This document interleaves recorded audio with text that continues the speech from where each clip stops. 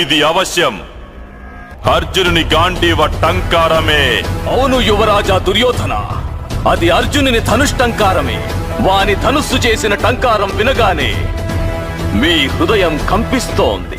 ఆ ధనుస్సు సంధించే బాణాల నుండి నిన్ను నీవు ఎలా రక్షించుకుంటావు? అర్జునుని కోసం ఎంతగానో నిరీక్షించావుగా, అదిగో వస్తున్నాడు.